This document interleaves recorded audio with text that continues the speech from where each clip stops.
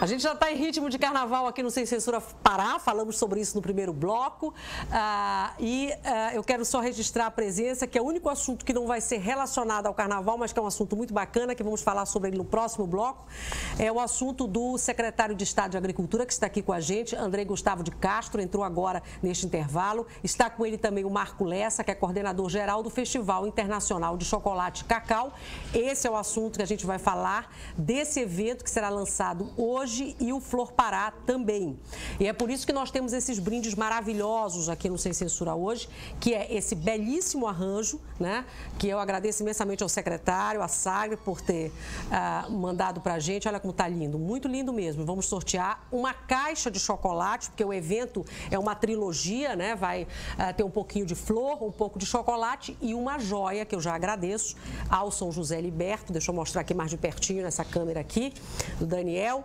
Olha só, é um pingente lindo, né, de prata com ametista, e eu agradeço também aos designers ourives do Polo Joalheiro pela gentileza e a Sagre também, tá bom, gente? Então, isso é um super incentivo para participar do programa hoje, além dos nossos assuntos que estão bem bacanas, com certeza. Agora, por exemplo, você vai gostar. A gente vai conversar mais um pouquinho com o Antônio Maurício da Costa, que é historiador, doutor em antropologia social, professor, e vamos falar de carnaval, né? Um pouquinho da história do carnaval, entender que festa é essa, né, Maurício? Que no bloco passado aqui você já deu umas pinceladas sobre o carnaval de Belém, do Pará, mas eu queria ir bem mais para trás, né? Para nós sermos mais didáticos, para você começar mesmo com o surgimento do carnaval, a origem dessa festa. Eu queria que você falasse um pouquinho pra gente. De uma forma bem resumida, né? O carnaval é uma festa mutante, eu digo, dinâmica. Não dá para pensar que ele permaneceu no tempo da mesma maneira, né? Então, até porque ele é uma transformação de festejos pagãos que foram se associando ao cristianismo, né? Na Idade Média, e aí no final da Idade Média a coisa desemboca nesse período de licença da moralidade cristã, que é essa pré-quaresma. Então, a pré-quaresma, posições de valor. Esse período da festa pagã e tal, porque aí depois vai começar a quaresma até a Páscoa. Na quarta-feira de cinzas. Na quarta-feira de cinzas. O sentido da festividade é todo ligado à festa religiosa. Então, por isso que nós dizemos que é profana. Profana porque ela tem ligação com o religioso, só que é o lado não religioso. É diferente de uma festa que não tem nenhuma ligação com uma festa religiosa, com um evento religioso, ela não pode ser chamada de profana, por isso. Né? Então, o carnaval esse tempo é muito mais um tempo de liberdade da moralidade cristã. Da carne, né? Exato. É a festa da carne, né? Carnaval, né? Então, ela ganhou várias versões em diferentes lugares do mundo, né? Então, por exemplo, na França, na Alemanha, no final da Idade Média até o século XVIII, nós temos uma festa predominantemente rural, que as pessoas, na verdade, não era uma festa de dança ou de música, mas era uma festa que as pessoas, digamos, faziam pilhérias públicas, né? Faziam brincadeiras, né? Brincadeiras, às vezes, pesadas umas com as outras, né? O intrudo português é um exemplo disso, né? O intrudo era uma festividade desse período pré-quaresma, que as pessoas saíam para a rua, né? E jogando água, né? Limões de cheiro. E nós recebemos isso no Brasil colonial. O intrudo é tipicamente português, é isso? É uma festa... É uma festa portuguesa também dessa pré-quaresma, carnavalesca, podemos dizer, né? Que era, na verdade, era uma série de brincadeiras, tanto privadas, na casa das pessoas, das famílias, quanto pública, na rua. Os assustados, né, nas casas. O assustado é uma invenção brasileira, né, do final, do começo do século XX, né? Que tem a ver com o intrudo, que é essa coisa de chegar na casa de alguém e fazer a festa e sujar tudo e bagunçar tudo. Quer dizer, é um momento que as coisas ficam de perna para o ar. Essa associação com a música é algo que tem muito a ver com a influência africana nas festividades populares do Brasil colonial. Embora no Brasil colonial, até a abolição, as festas públicas elas tinham um espaço bem definido, como o espaço de festejo dos homens livres, principalmente dos senhores, os que eram proprietários, e os não livres, os escravos. Então, o escravo não podia, digamos, jogar limões de cheiro, fazer chacota com os brancos, né? Mas o contrário podia acontecer. Então, as posições sociais elas estavam bem marcadas. Sempre bem delimitadas, né? Com a abolição da escravidão e a república, liberou. Então, entendeu? O comportamento, essas relações se tornaram mais complexas. O Estado passa a ter uma presença mais efetiva no controle das festividades populares, de modo a que a festa não acabe transbordando e afetando o próprio status quo da sociedade, a hierarquia que se manteve apesar da igualdade de direitos. Pois é, essa transgressão no período era uma transgressão, assim, vamos dizer assim, até ingênua, né, inocente e tal. Agora, o carnaval hoje, né, quer dizer, eu falei ainda há pouco sobre o afoxé do guarda-chuva achado lá na Cidade Velha que a gente criou e que depois tivemos que fazer com que ele acabasse porque se transformou numa grande confusão. A gente perdeu essa inocência, pô, já não é mais a transgressão, vamos dizer, inocente. Eu diria que não, que não, porque na verdade toda festa que mobiliza, né, muita gente e que as pessoas ficam num estado de excitação, né, muito grande, ela sempre promove esse risco da possibilidade desse transbordamento, né, e do excesso. Isso não é uma coisa de agora. Os cordões, que eram uma modalidade de carnaval que existia em Belém, por exemplo, existiu até a década de 30, né, final do 19 até a década de 30. O que era exatamente? Cordões eram como se fossem blocos, mas não eram exatamente blocos, porque eram grupos de pessoas que saíam na rua representando cenas teatrais, cenas, dramatizações. São os cordões de pássaros? Não. É diferente. Parecido com cordão de pássaro e principalmente parecido com boi bumbá. Havia dois roceiros, de pretinhos e de marujos. Então, cordões tinham seus personagens centrais paramentados, né, com as suas fantasias específicas, com papéis específicos. Por exemplo, o baliza, né, o sujeito que levava lá o estandarte, o bastão do cordão, geralmente era um capoeirista que vinha fazendo acrobacias na rua, etc. Os cordões, eles reproduziam muito o modelo do boi bumbá na rua. E eu digo, inclusive, que o Carnaval de Belém, ele tomou como ponto de partida essa identidade do povo com a festividade na rua, tem como ponto de partida o boi bumbá. Não é à toa que, logo após a criação do rancho nos anos 30, no início a população dos Jurunas achava que o rancho era um boi do Raimundo Manito, por exemplo. Mas eu queria falar do excesso. Então, esses cordões, geralmente, quando se encontravam na rua, eles brigavam entre si. Então, como havia boi bumbá, confusão, né? Assim como acontecia com os boi bumbá. Muitos dos capoeiristas, gente que participava do cordão, participava do boi também, participava de clubes amadores de futebol que também se enfrentavam. Então, essa briga de territorialidade dos bairros suburbanos de Belém, o Marizal, Pedreira, Campina não era suburbana, mas tinha uma ligação muito com o fato de ser a zona, né, de meretriz da cidade, e Jurunas, por exemplo. Esses espaços eram muito bem marcados. E na folia, as tensões entre os moradores desses espaços ficavam muito evidentes. Então, muita confusão, a polícia perseguiu os bumbás e os cordões durante todo o início do século. Havia excesso em outras épocas também, só que diferente. Diferente. Né? Isso é normal. Agora, você falou numa especificidade do carnaval paraense na época, que eram os cordões, e mesmo depois, quando as escolas de samba se implantaram com o modelo carioca, ainda tinha uma especificidade. Eu me lembro dos desfiles das escolas de samba na Praça da República e tinha a sambista. Isso. Na verdade, era uma rombeira. A roupa dela era de rombeira. Ela subia num palco, na frente do palanque lá, e fazia as suas... E o porta-estandarte, que também o rubão ainda é remanescente. Que é uma característica daqui também. São personagens carnavalescos criados localmente. E não é à toa que até hoje, no Carnaval de Belém, o folião é chamado de brincante. O brincante vem do boi bumbá, né? Então, tem essa herança que vem do carnaval da rua, que está presente no carnaval das escolas de samba. Mas o carnaval de escola de samba é outra coisa. Ele surge, as escolas surgem nos anos 30, né? O desfile oficial das escolas começa nos anos 50, mas aí no Brasil como um todo que você está falando? Não, em Belém do Pará. Em Belém do Pará. Os desfiles oficiais começam em 57, com reconhecimento da prefeitura, né, em 1950. Antes se apresentavam nas batalhas de confetes. A batalha de confetes, que na verdade não era um desfile, era uma apresentação fixa, né? Então, iam lá para frente da Rádio Clube, Aldeia do Rádio, ou da Folha do Norte, algum espaço da cidade em frente do Grande Hotel, e lá ficava a escola de samba cantando, se apresentando, dançando com as fantasias, né? Fazia a batalha de confete e os jurados depois davam a sua nota. Mas o interessante é que, à medida que a escola de samba foi aparecendo e o samba foi se transformando como a trilha sonora característica do carnaval brasileiro, os cordões foram perdendo espaço, porque os cordões eles eram mais assim, como é que eu diria mesmo, mais boi bumbá realmente, mais parecido com boi bumbá. Então era uma dramaturgia, né?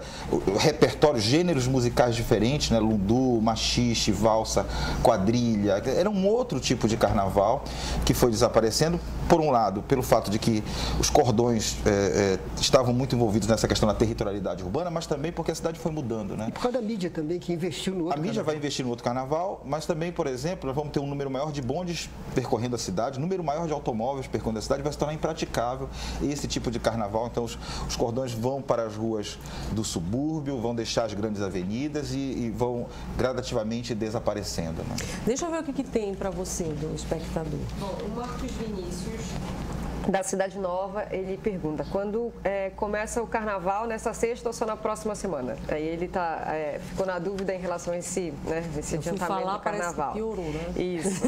Aí tem que explicar para ele que o carnaval começa nessa sexta, o carnaval de Belém. O que começa nessa sexta é o desfile das escolas de samba de Belém. Não, sexta, sábado e domingo. O feriado de carnaval é só lá no início de março. O período de carnaval, na verdade, começa, você me ajuda aí. Agora que é o sábado magro. É o sábado magro, domingo magro. Disso, e o outro é o domingo gordo. Então já começa aí. Mas pra gente não confundir com pensar que é o feriado. Feriado não. Não é feriado. Feriado é lá no gordo, não é agora no magro. É no magro. E o Raimundo Silva da Nazaré pergunta, nós mudamos ou foi o carnaval que mudou? O Natal também. Mudou tudo. Os dois. Nós mudamos, a sociedade foi mudando, né? Você vê, por exemplo, que no caso carioca, eu estava ouvindo agora há pouco, né, a questão levantada, mesmo com todo o investimento dos meios de comunicação, no carnaval carioca e de empresas, etc., ele não tem mais o mesmo apelo que tinha, como disse o Januário, dos anos 80 e 90, por exemplo, né? Hoje nós temos um crescimento muito grande dos blocos de rua. Então, à medida que a sociedade vai mudando, o carnaval também, né? Claro.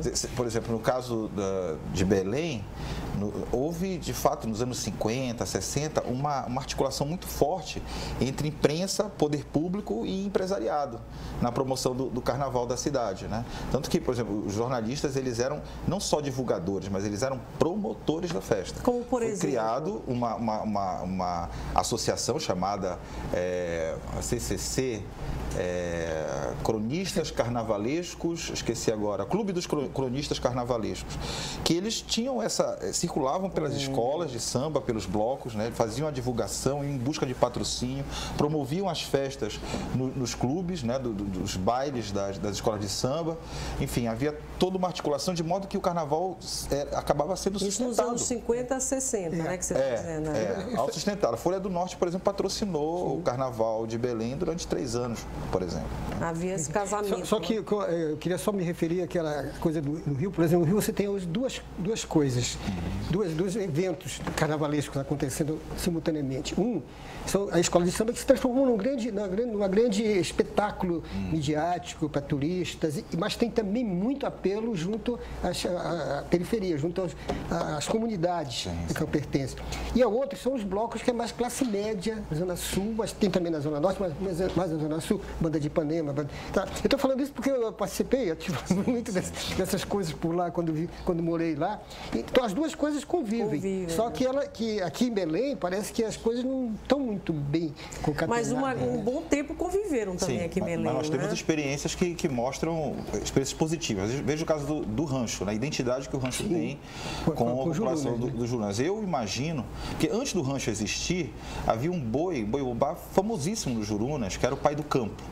Então, o pai do campo ele existiu exatamente até a década de 30. Né? A década de 30 é o período que os cortejos de bumbá acabam na cidade. cidade. Curiosamente, é justamente aí que surgem as primeiras escolas de samba em Belém, né? Que foi o Rancho, o Tafeio, da Campina. Deixa eu falar. Deixa eu falar, acho que era um bloco, né? Bem, mais umas duas outras, Usinense da Cremação, etc. Então, me parece que essa relação que o pai do campo tinha com a população dos Jurunas foi herdada pelo rancho, né? De modo que o rancho tem essa ligação, até porque a estrutura do rancho, quando criada, era uma estrutura democrática, continua a ser, né, democrática. Não havia um dono do rancho, o Manito não era o dono do rancho, né?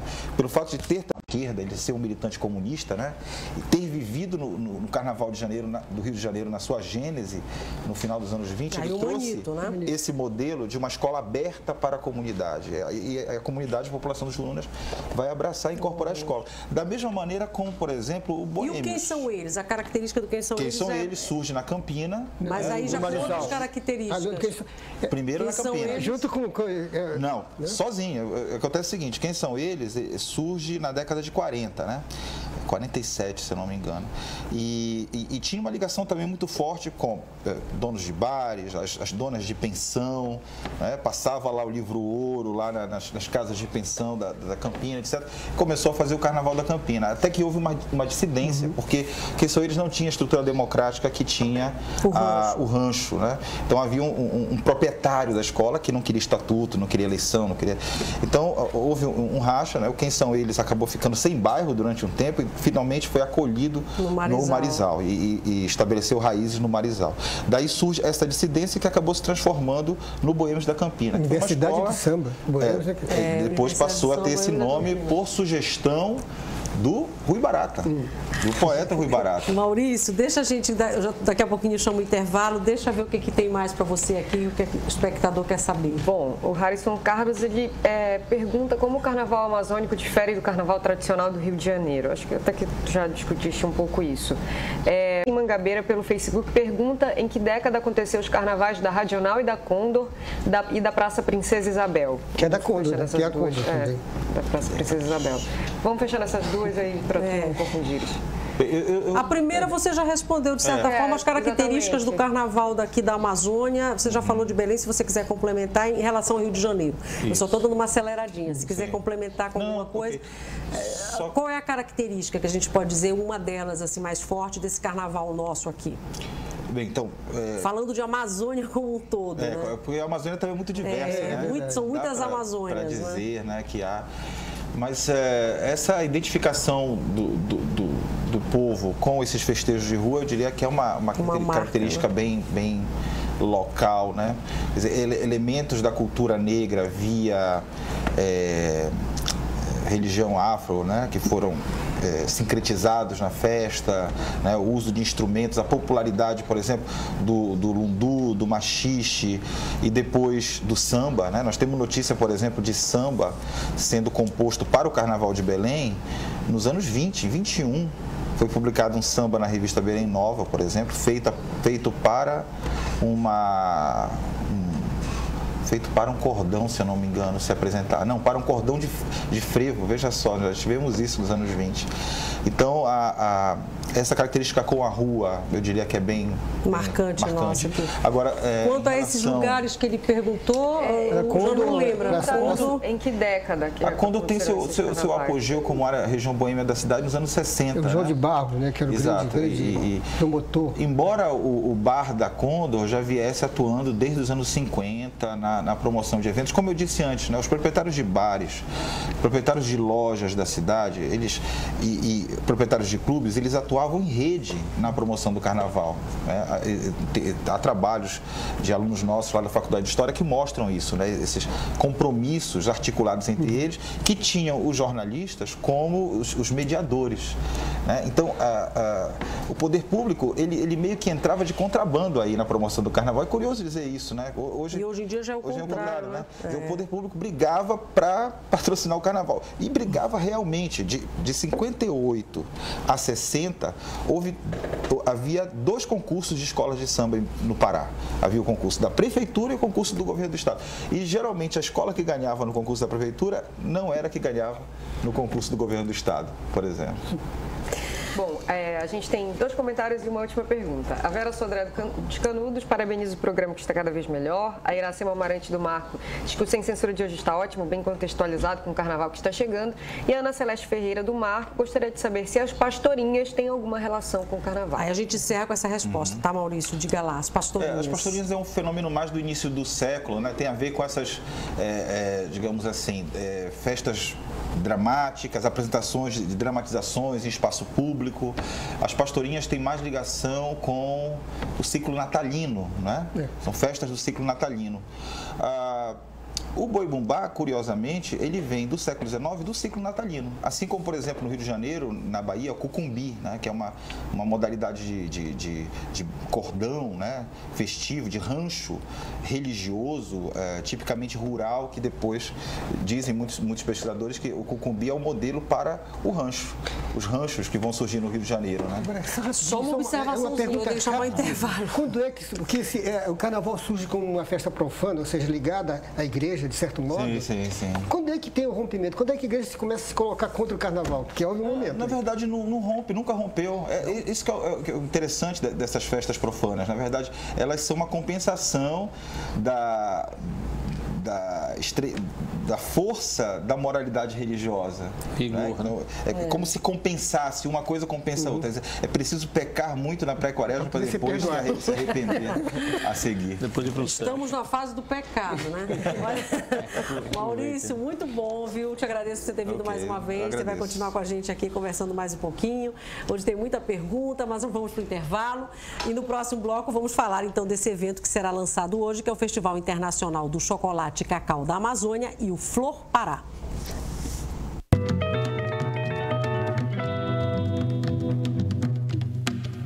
Em 2014, um dos clássicos mais jogados do Brasil completa 100 anos. Lá se vão 720 jogos. E neste domingo tem mais um capítulo dessa história. Vai tremer! Remo e Paysandu. Quem vai levar a taça Cidade de Belém? O jogo começa às 4 da tarde e você acompanha todos os detalhes ao vivo, direto do Mangueirão, só mesmo aqui na TV Cultura. E para te deixar bem informado sobre tudo que vai rolar nesse repá de fortes emoções, a gente te espera no nosso meio de campo. Apoio Cultural. Nazaré. Mais barato e mais completo, só o Nazaré. Extra Farma, para você viver melhor. Prefeitura de Belém, rumo aos 400 anos. Vem com a gente fazer a Belém que a gente quer. Realização Cultura, Rede de Comunicação. Governo do Pará, trabalho em todo canto para toda a nossa gente.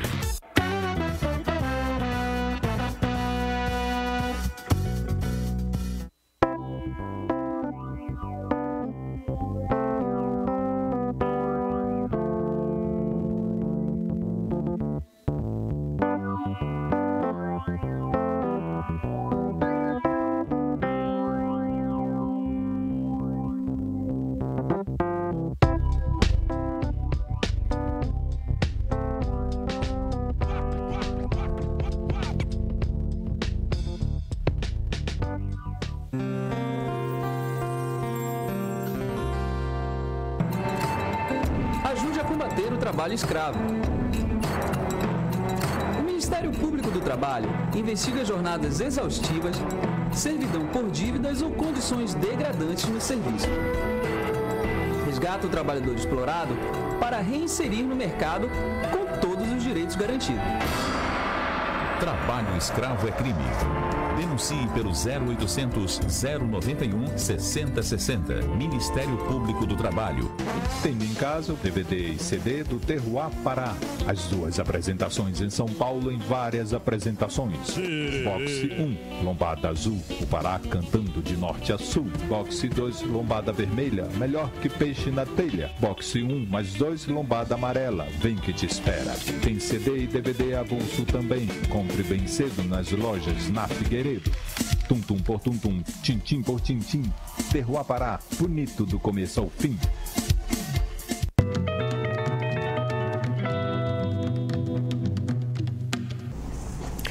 Hoje à noite será lançado no Espação José Liberto, às 7 horas da noite, o Festival Internacional do Chocolate Cacau da Amazônia e o Flor Pará. Por isso